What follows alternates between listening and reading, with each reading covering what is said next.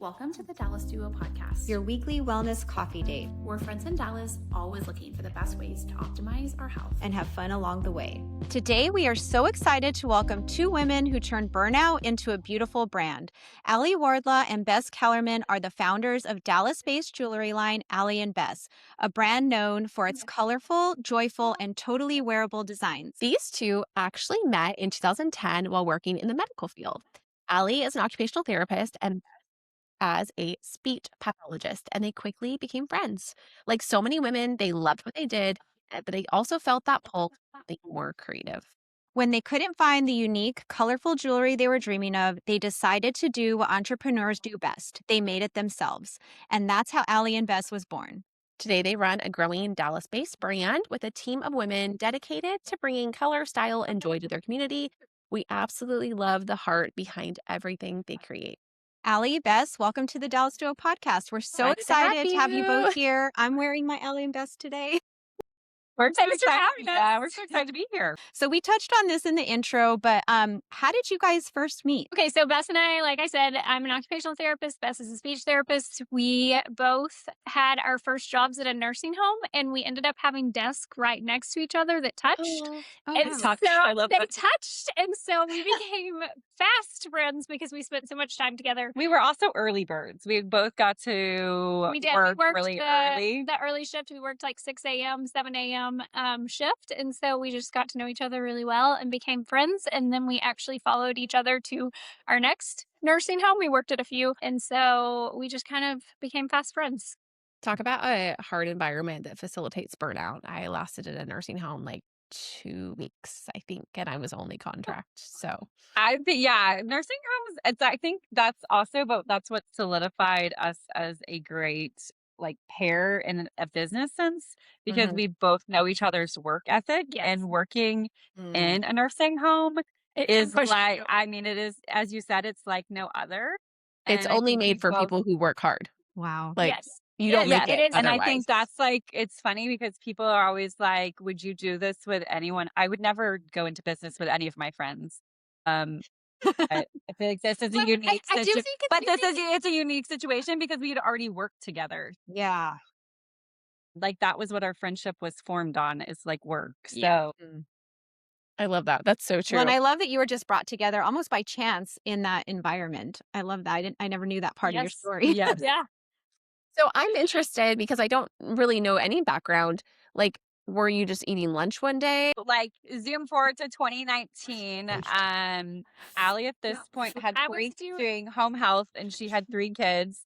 I had just had my daughter, and I thought I was going to be a stay-at-home mom. We wanted to keep our friendship, and so she would drop her kids off at school, and then she would come by and we would just chat for like an hour. Well, we both can't sit still. So, chatting was not like, we wanted to do something, and we both love fashion. And so anyways, make a long story short, we found this bead that we both really liked, and it's called Vulcanite. And we just started making bracelets for ourselves because we both really liked them. And that was like our time together. And then It was never intended to to be a be a- business. It was No. just like Oh. us being like a creative outlet, something to do. I would drop my kids off, like she said. Like we would just go to her house, like catch up for an hour, but like also do something at the same time. But then we started wearing them. And then we both put $50 in to buy beads. Yes. And then the thought was, well, maybe we'll sell a few and then we can buy more beads to make things for ourselves. And then it just kind of spiraled It did. real Oh, quickly. did people kind of start asking you, like, where'd you get your Yes. bracelets? What are you wearing? Like, I Yes. envisioned that. Yes. And so like friends would be like, can you make me something for such and such? And that is how we started. And in the beginning, we obviously didn't have a website. We weren't really doing anything. So we would take orders through DM, but it was like all very personalized. So people would like, I want 2 purple beads and 1 white bead. And because we are hustlers and we wanted to please everyone, that is what we were doing, is like custom making bracelets, Wow. which was not sustainable at all. At what point did you realize you needed to shift? Like, was it when orders started coming in and you just couldn't keep up with it? So we got a really great opportunity early on. It was in February of 2020. To do a pop-up at a big retailer. I think it's a pivotal moment. So at that pop-up, we spent probably 2 months because we beat it. everything, making everything for this pop-up. And at this point, we realized we needed to kind of have a uniform design. If we were selling it to a retailer, like it needed to someone wanted to buy the same, the same thing, or they were going to be selling the same thing. So we kind of came up with the 3 sections. Also at this point, someone said we needed to trademark our design. So that's where the black beads came from. So at this pop-up in 2020, we sold through our inventory the first night, and we were supposed to be there the entire weekend. And so they asked us to bring more stuff back the next day. So we stayed up all night beating, making more inventory. Make a long story short, huge success. We thought we were going to move into the wholesale. We made it. We spent all the money for that on a first professional photo shoot. All the money. And then, March of 2020 happened, and wholesale sales went from, whatever, 100 to 0. It went to nothing. Nobody was buying anything. So we completely pivoted and went direct to consumer. And that's really where our story started. What did 2020 look like then for you in terms of were you posting the stuff on Instagram, or how did the strategy pivot? I think, yes, we were posting the stuff on Instagram. We were posting styled pictures. Like, we were the models. We did all the best shot it. My hand is all over the internet from back then, but we kind of did everything. The influencer thing was starting to happen. And when COVID hit, I feel like influencers really got behind small businesses. Like, there was a huge push for small businesses. And so I just started reaching out to influencers and being like, hey, we'd love to send you something. And so that is kind of how we got some traction on. I think that's how we got some traction. And then I think it was interesting around that same time. I don't remember. I'm assuming it was a blog post that we read, but it was by Lee Corden, who does Tuesday Give. She said something that it really resonated to both of us. And it was like, you buy from people that you know. And we had always kind of been a faceless brand. Like, neither one of us wanted to be face forward company. And I think our backs were to the wall. Like, we knew we had to kind of, if we wanted this to go work, then we really had to kind of change our way of thinking. And so I think it was kind of, we started reaching out to influencers, but we also then became a forward-facing brand. And I think those were kind of like the 2 very big pivotal moments for Allie Bess. I love that you can see you guys in all of your campaigns, and then you bring in, different collaboration. It's very true to you, and you are so present in your brand. It's We're for sure present. With so creative, had talked about that, how hard it is to be a founder, and you just want to be on the back end and not really be a part of the brand. But I would love to be in the corner, customers want to know you, Yeah. Well, and that extends to your personal stuff too, because I know you each, you keep a separate Instagram account where you post your own style, and, you might have some similarities, but you have your own unique style. And I think that, your customers love that as well. They do. I feel like that is more recent, the personal brand thing. And I think just as we grew, we kind of had to split off from Allie Bess main page. I also think one big thing that has happened, I would say in the past 3-ish years, is we've really, I think with the forward facing, we really tried to build a community. It's not just a brand, it's a community of women. I think something that's really important for Allie and myself is that Allie and Bess can be worn by anyone. It's supposed to, it's easy to wear. It's at a price point that's accessible. Our whole shtick, if you will, is attainable luxury. We want it to feel nice, but it's not at a price point that you can't afford. And I think we've really tried to keep that, going. The point that I'm trying to make is that it's really important for us to have the community of women. That's just as important as our brand and our pieces. Yeah. And so our personal brands are kind of an extension of that. Is that what you feel like makes your company and branding so different than what's already out there is like the accessibility piece? I think it's the accessibility piece, but I also think that I'm going to say community again. I feel like we have a huge retention rate on our customer. Like, if you buy from us once, you're probably going to come back. And that is, I think, because of the community. Like, we have, we used to do lives twice a week. And I feel like even from that, we just have so many people that even became friends from that. And it seems crazy because I know like parasocial relationships get a bad rap, but I mean, I feel like that some of the people that we've met have become friends and people are friends because of that. And they like hype each other up and build confidence with each other. And it's a really cool thing. Yeah. I also think that's something that's like, again, it goes back. I mean, I think the theme here, you're saying is community, is that what we want to be is a brand for everybody. We want the 16-year-old to wear us, but also the 75-year-old to wear us and feel confident and strong and beautiful in their pieces. So I think that is like why we want to pour so much into our community. I think that's really what makes you guys so special and unique because, like, I wear it, I could gift it to my niece, my daughter wears it, my mom likes it, and it's kind of like we all sort of like different things, but there's something for everyone at Allie and Bess, I feel like. Yeah, I think I've gifted from ages. Now I'm trying to think like 12 to 70, Yeah. 5. I mean, we have some of like, yes, we have customers. My daughter wears it who's 6 and all the way up to my mom who's, in her 70s.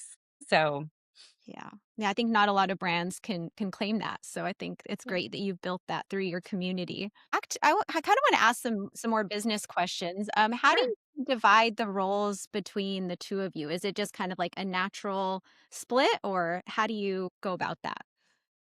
Okay, we've been asked this before, and I find this question really interesting because we've never had a conversation about what our roles are, have we? Nope. We've never had a conversation, like truly, and it's never been like an argument. It's never an issue. Never been an issue. We just kind of, we just know our strengths, and I know my strengths. She knows my strengths. She knows my weaknesses. I know her weaknesses, and we take those roles and kind of go with them. I also think too, like we know each other personally, obviously. And so if we know someone maybe is personally having some things going, we just pick up the slack and move forward because like the role is going to be reversed in a few months when something, I think that's, but yes, we've never had a conversation about that. Like there is nobody you would say is like this person prefers to do like marketing and social activations and this person prefers to do payroll. I mean, this yes, person we have our prefers design. roles. Like, I mean, I do a lot of the financial stuff. Allie does a lot of like the calendar marketing stuff. Yes, we have There you go. segregated roles, but we like never had to discuss it. we don't discuss it. And I still will say like we are like I'm still involved in marketing and calendar and she's still involved in finance. It's just kind of You just like intuitively fell into your roles. Yes.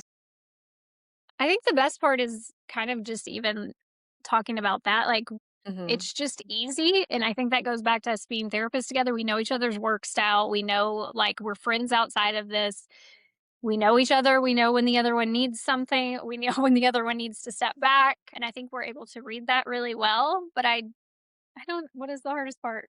my favorite part is we get to do really cool things and it's really fun to be able to share that with someone because there's even like my spouse, like it's not the same. Like I get to like experience like really cool things like being on Good Morning America. Like I got to do that with someone, and that's very fun. I would say the hardest part is sometimes we see so much of each other at work. We don't go do fun things as friends together. And I think that's also just our phase of life. We have kids. It's also our phase of life. I'm not really sure. Like, I don't do a lot of fun things with anyone, but I would say that would be like my down side.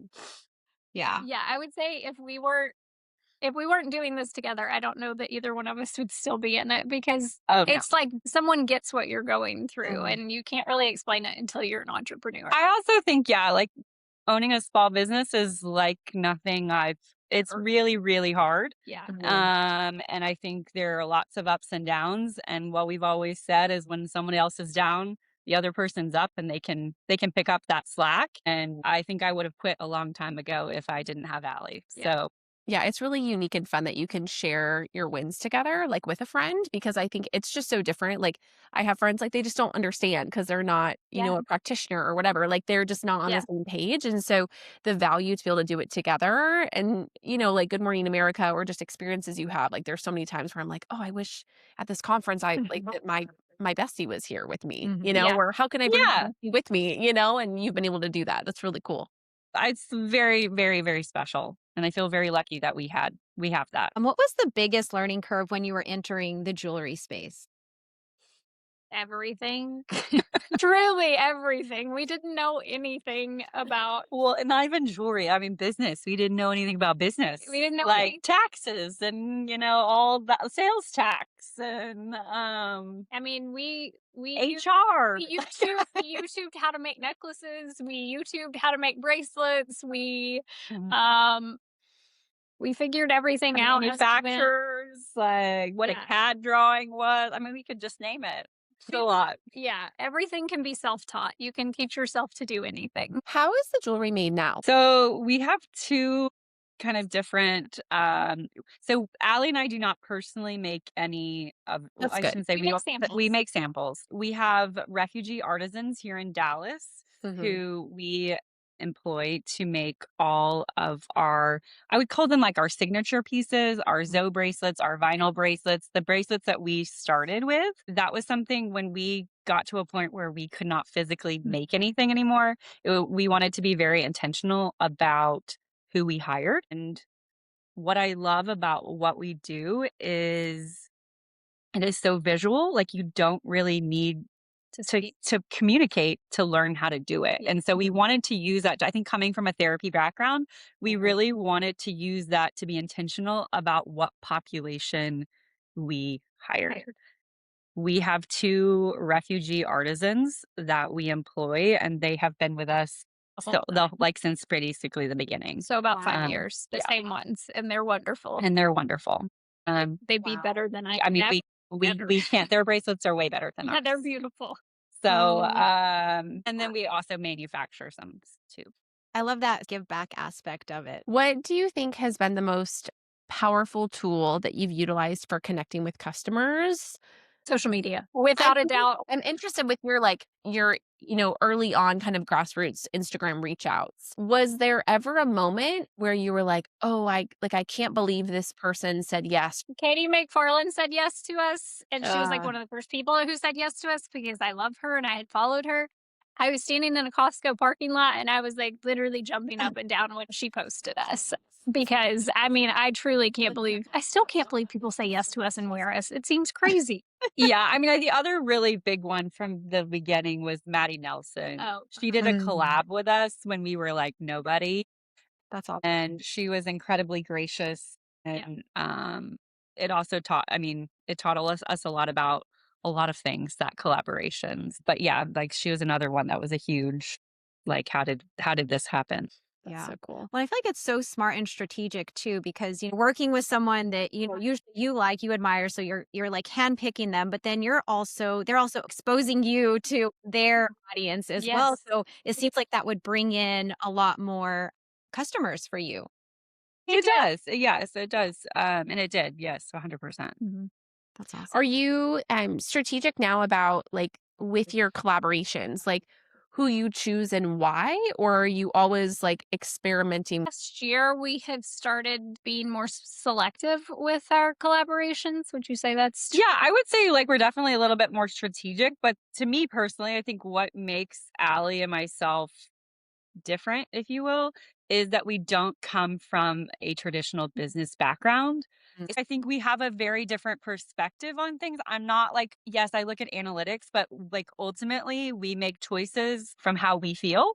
And yeah, I mean, it is a follow your heart. And so my point in saying that is I think, yes, we have been a lot more strategic in the last year about who we are selecting, but there's still some people that we're like, Take a chance. let's take a chance and see how that works. Interested to know if the kind of like follow your heart perspective, like has that worked in your favor? That's like that's a harder question, but I wonder. Yeah, 'cause, it like, is I a love harder seeing that in It's brands. harder to gauge that as well. I would say yes. And there have been a lot of egg in our face, but we have learned so much from the egg in our face that it helps us on whatever the next. I think the follow your heart, yes, is as cheesy as it might sound, but I think that's who Allie and myself are. And both of us have made decisions that we have big egg on our face, and neither one of us like faults the other person. I think we've made the decision, we've learned something, let's move on. But we made the decision with the best information that we had at the time.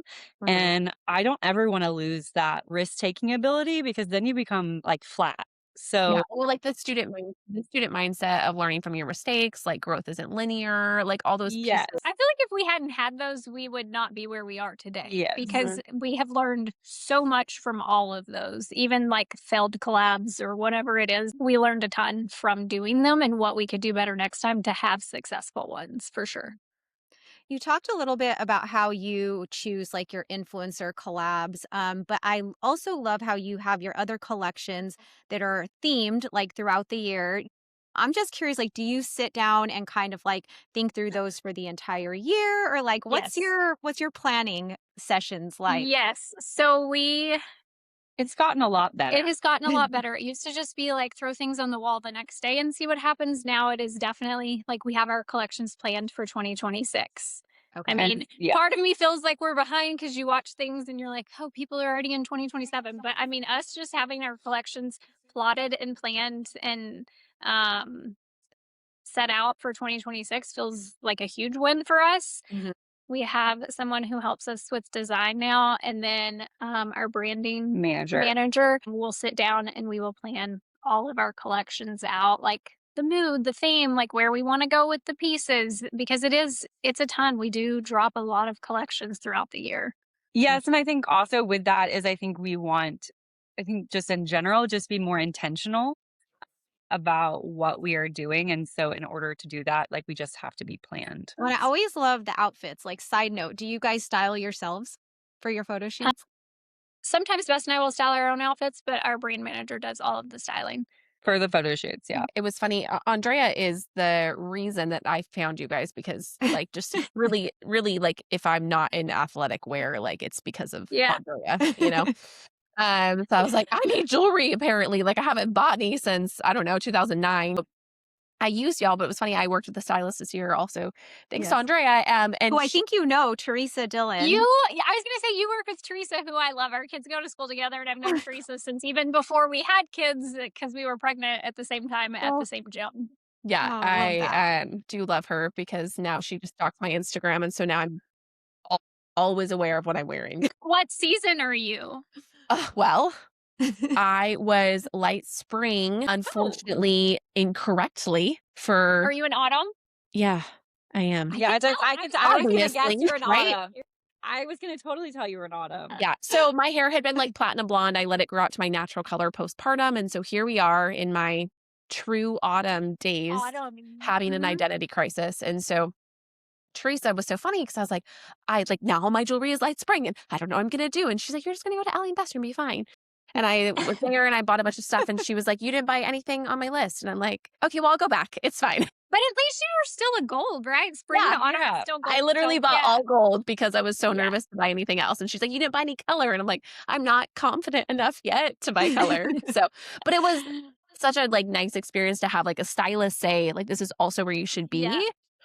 Because I think that we get this stereotype that like a stylist is just going to tell me that I have to go to maybe something that just feels like Not you. Like, not me, Yeah. or not affordable, or not accessible. Or it was so nice to be able to like essentially revamp my jewelry like so easily, and it wasn't overwhelming. I love that. I do too. It was really fun. But I was excited just to see like that coming together just from like different recommendations. It's funny how word of mouth works. Like when you hear it from different people multiple times, you're like, oh, it must be good. yeah. You know? Well, as busy moms and business owners, how do you protect your energy while growing your brand? I think that's a really hard one. I think we struggled with this for the first 5 years. We're on year 6. And I think last year we finally just had to look at each other and be like, we have to do better, because I think we were, burning at both ends of the stick, and we were just really struggling to keep it together at home and at work and all the other things. I mean, I'm going to be honest. I think I think it's a constant struggle when you for sure. It's like juggling. juggling, is and never I the think same. we are better I think at we've- times. than others, and there's seasons, right? But I do think that last year, like Allie was talking, I think that we realized we have to prioritize it because it's not good for anyone when we are like that. I mean, when we're not prioritizing ourselves. So Most people answer this like that they are not. Yeah. Or that they Oh. haven't figured it Or out that yet. they feel out of balance. Yeah. I feel like it's just gonna always be a constant I think that's part of being an entrepreneur, part of owning your own business, part of having like social media presence. Like Yeah. it's all consuming at all times and it never shuts off. So you just have to start shutting it off, I think is like the biggest thing is like you have to make the decision to like, okay, this is I'm not doing anything at this point. and it's gonna be okay. Yeah, and it's gonna be okay. Like you're not gonna disappear. Business isn't gonna go away overnight. Like you just have to like shut it off if you need a break. Do you have those non-negotiables? Like, so I keep like do not disturb on my phone essentially like 24/7. Or it, like, wellness routines. yes. Like, are there things Yeah. that you're like, these now are the things that I have to do in order to like function? I mean, you cannot text Allie after 8 p.m. Well, I'm just But that's when she's done. yeah. And mine does not turn on until 7 a.m. But I do think it's a really hard struggle because when you're the one who owns the business, like yes, we have employees and they are wonderful. We have great employees, but like it's it's not the same responsibility. So if you have someone like my code's not working, but they were supposed to post something, like that's on one of us to fix after hours. I'm trying to think of some other examples. I mean, there's lots of those things where like there's a hiccup at like 6 a.m. and something's not live on the website, or I wish I could say that we have like certain boundaries and we're able to turn it off, but I think it's really hard to put on do not disturb as the owners because I feel like you're the ones picking up the pieces on the weekends and in the evenings. That makes sense. On a day-to-day basis, do you have any wellness things that you swear by that just kind of keep you grounded as just a person? I mean, I work out every morning and I feel like when I don't, it is so noticeable because I just feel like it really does. It just like sets the tone for my day. I don't go to classes. I work out alone because I just like to be by myself. I like to like get all the thoughts out of my head and I feel like that is something huge for me, but I would say that's my biggest one. And the past like 2 months I've been trying to listen to audiobooks instead of like other things that kind of just add stress. So I'm like, if I can just shut off something else or not listen, like, let me not scroll my phone. Let me just turn on an audiobook and do something else. So I feel like those are two things that I try to do. I'm basically a grandma with my wellness. I love to needlepoint. I was like, That meta- is- Yeah, well, I mean, I probably, but no, I love needlepoint. For me, it's like very helps my anxiety. And I think just owning a business, sometimes I just need to do that. I love to play tennis and like walking. That's like another thing, just trying to be grounded every day. Well, needle pointing is definitely trending because my 23-year-old Yes. has taken it up and it's trying to convince me to take it up. And I'm like, I don't know if I don't know. I want to try it though. It looks fun. That's so funny because like I've been needle pointing for like 20 years and now it's like all the rage. And like it was not cool when I was doing it when I was 20, but my grandma used to needlepoint all our pillowcases. Oh, and then so there's- I have these like really cute old like vintage cute. ones that are like still in my closet, and I just like think of her whenever I see them. I So- love that's cute.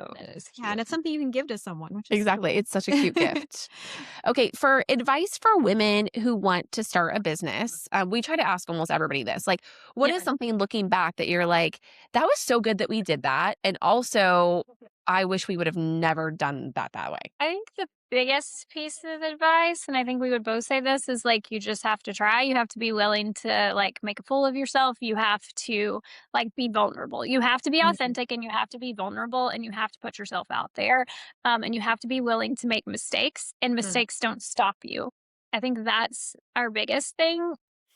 Looking back, I honestly wouldn't change anything we've done. I was the same. I really don't, because everything we've done and everything we've gotten wrong, and we've gotten so many things wrong, they have all taught us so many lessons. And again, like we are where we are because we like made so many mistakes and learned from them. And I think Bess and I both, just maybe from working in a nursing home or whatever it is like we're scrappy and we can get our backs in a corner, but we're going to find a way out of it. And so I think that is just, you can't quit.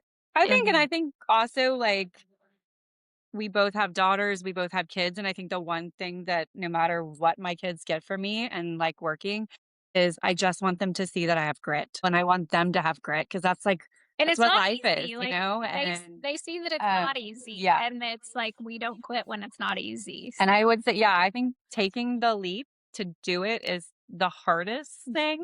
And what the hurdle I think so many people have that never do, like never start, have an idea, but never do anything is making that step. That is the hardest step, but it's just doing it and whatever that looks like.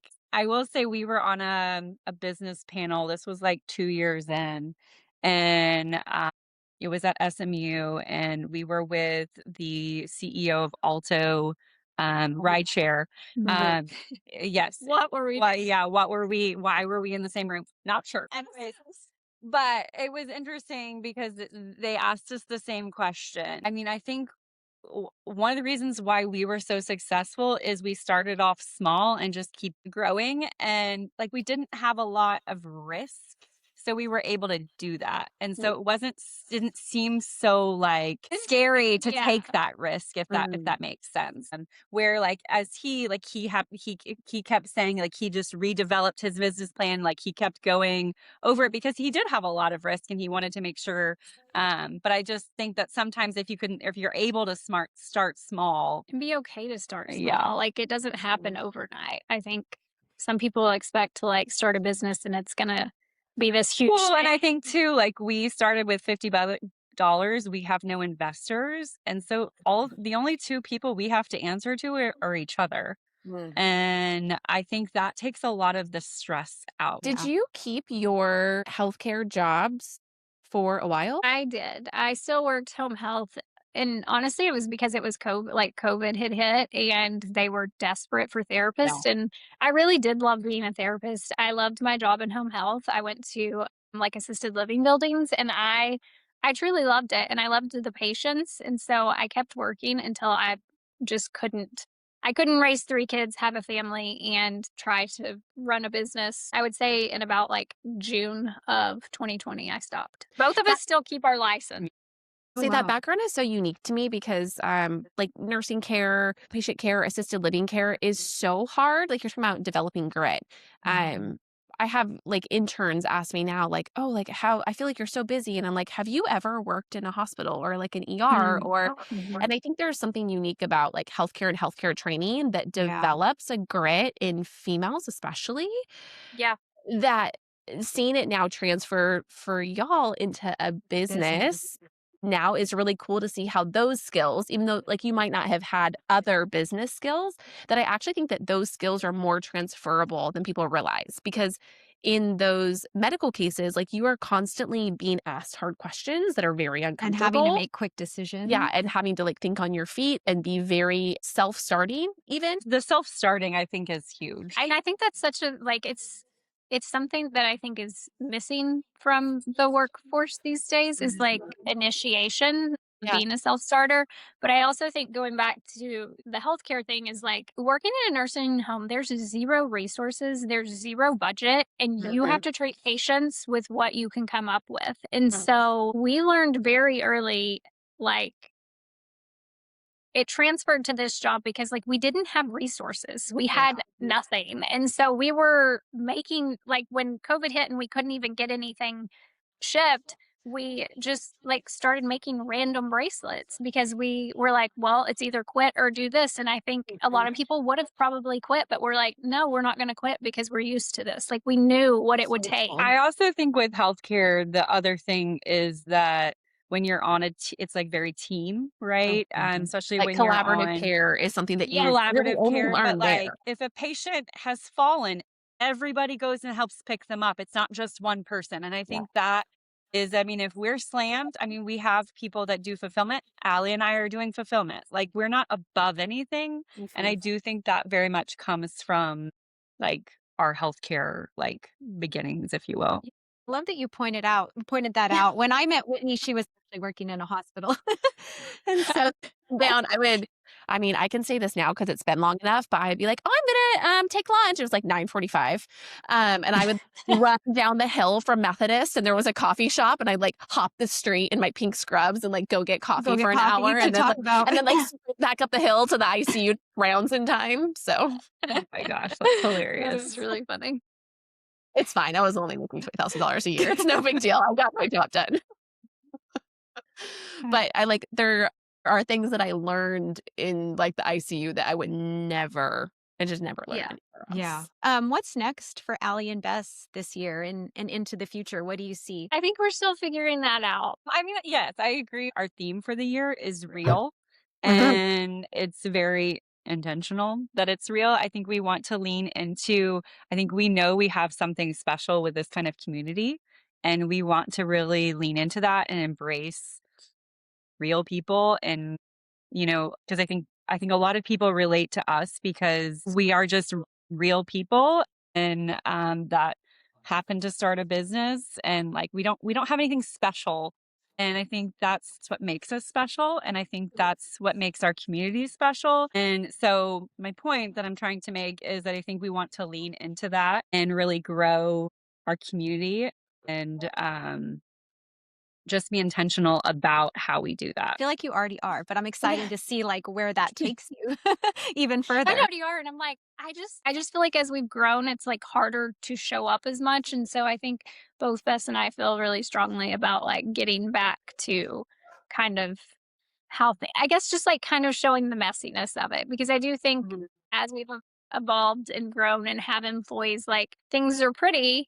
But we also want to show like it's not just pretty. And yeah. And I think that's like the biggest thing is we want to be intentional about like who our models are. Like we don't just want to look like every other brand that has the 20-year-old beautiful person, which there's nothing wrong. I'm not saying that there's anything wrong with that. We just want people to be able to show up how they are. And feel like, they can relate. Yes. Are there new collections, categories, or dreams that you are excited about? My biggest dream was a jewelry box, and we did that last year in December. And so I just feel like I'm still on that high. We actually sold them out over the weekend finally, and so That's awesome. I know that was one of my biggest product dreams that I had. So, what is your product dream? What is my product dream?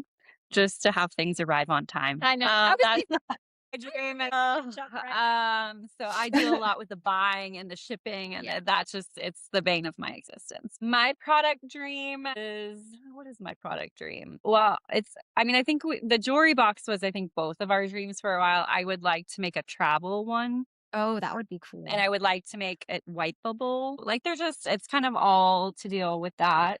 But I think we are wanting to really expand on accessories and move forward. So like this year or last year, we did a scarf. So I maybe saw that with the butterfly with the So I think like we just kind of want to keep going on that. So maybe it's a bag, maybe and some of these things are already in the works, but I think some of my favorite collabs from the last year were like smaller female entrepreneurs. Like the scarf was with Catherine Carty out of Fort Worth. She was a smaller artist when we did it with her. We did it another artist back in January. It's just like their stories and how they got started are so cool, and it just feels so relatable, and it feels like very cohesive with our brand to do stuff like that. And I think just being like seeking out more of those opportunities this year is something we both want to do. Well, we do have some rapid fire questions for y'all before we go today. Okay. I love rapid fire. Your most worn Allie and Bess piece right now? Mine is the Eden necklace. Mine is the Kira, probably. Or actually the Sullivan. I'll say the Sullivan. I think she's wearing I'm wearing the Sullivan. I was like, she's wearing, and I'm wearing the Sullivan. Yeah, the Kira's a good one. Yes. Where is your favorite spot in Dallas for coffee or matcha, and your order? You want to answer this? No, because I'm talking to two wellness girlies, and I'm not going to tell you my favorite spot is a 7-Eleven. I'm not. What did I tell? What did I tell my family this weekend? You are not paying me. So, no judgment. Not on the clock. My favorite would be if I'm treating myself would be a La La Land. I like a regular. iced latte with 1 pump of honey, non-fat, but with a splash of heavy cream and cinnamon powder. It's That's very not- specific. I mean, if you heard what I heard on a daily basis, that's like that's a 2.5. Okay. Okay. Well, good. What's your coffee order? Oh, I don't drink She coffee. doesn't drink coffee. Hers is an no, Alani. okay. Mine's an Alani. Don't judge me. I know. It's like the one Oh, an bad Alani thing- new? Yeah, I know. They're terrible for you, but I You just know like I what, can't though? kick it. Like, speaking of a brand that just won't quit, they're great. They've got some grit, and their market is so interesting to me. Yeah. Like, Their marketing's insane. yeah, because somehow they reached both like your age and your children's age. Yeah. No, they in did. one. I I don't read know. that is And the like my college dream girly. collab is to Yeah. do. I was gonna say, to- like, from a design aspect, it's perfect. Well, because their cans are so cute, and They people are so always cute. take the cutest hand pictures with them, and I'm like, Yeah. we need stacks big based flip. on their hands that correlate. I mean, I got them dreams. and Bloom Nutrition, whoever does their marketing, Yeah. like those people are They going cute, away. Yeah. Yeah. Have you ever had a sip of a Bloom? Either one of you? No. Are they They're good? terrible. They're terrible. Well, maybe you could do like an Alani energy collection. I mean, that's like Allie's dream. That's her dream. It could be like your morning routine in color. Yes. Oh my gosh. It's really cute, actually. I feel like I If should you could make a do real Lala, pitch like them. Lala colors You would should. actually be really fun. Like Lala in Lala like, is stack? really, yeah, and then Alani new in a stack. There you go. Yeah. yeah. Yeah. And people Okay, can here like we post go. their own too. That'd be so fun. Yeah, I'm available for It hire. would be cute. It would. Always full of ideas. Dream celebrity to wear your jewelry. Do you have one? I don't. Like big, anybody. I'm gonna say Anne Hathaway. I love her style, so I would be. I mean, that would be really wild. Also, this is so random. I'm gonna say too, Dolly Parton, because I Yeah. just love her, and if she, 100%. I mean, but I just feel like that's the whole point. It's a is we- dream. We, Yeah. she's great. It's a dream. I don't have any specific celebrity. If I was like if this was strictly a marketing question, I would say Alex Earl because I know what she can do for a brand. Yeah. But Okay. Yeah. All right. One word to describe working together. fun. I was gonna say that. You must be business partners. It is very chaotic. Chaos. Fun chaos. and That's chaotic. fun. Chaos. And then your favorite place to shop, since you both have such awesome but unique styles. I would say I don't really shop in person anywhere. I usually just like shop on either, Shop Up is probably my favorite. Yeah, I like Shop Up. Locally, I love La Vie, Style House. Can't afford all of their things, but I love them. Who else do I love? Yeah, I would say Shop Bop. We both shop on. We don't have time to shop, so I like a place where you can find every brand. So Yeah. it's like, Shop Up is usually. I also love Mi Golondrina too. Mm. I'm a Mi Golondrina girl. So fun. All right. Well, let us know, where can our listeners find you both and shop Allie and Bess? You can find us online at alliebess.com. You can find us on socials at Shop Allie Bess. Oh, and you can find our personal Instagrams. Mine is Allie M. Wardlaw. And mine is Bess Callarman. Yeah. I forgot. I am so excited about this. You guys have so generously offered a discount code to our listeners. And So- myself that I will be Yes. using. Yes. Please. It is Duo 20. Duo 20. Oh, I'm Okay, so excited. perfect. 20% off. That's a great deal. Be doing that. But to sign up, do you have a newsletter or an email subscriber list? We have an email subscriber list. You can find it on our website. You can also sign up for our text messages. And we also write weekly blogs where we write about like behind the scenes stuff, style predictions. A lot goes into the blog, so it's a really good place. We also have an app too. Hot that tip, will like that offer- is where if there's a new collab or like a flash sale going on, I feel like if you're not on that list, you're missing out.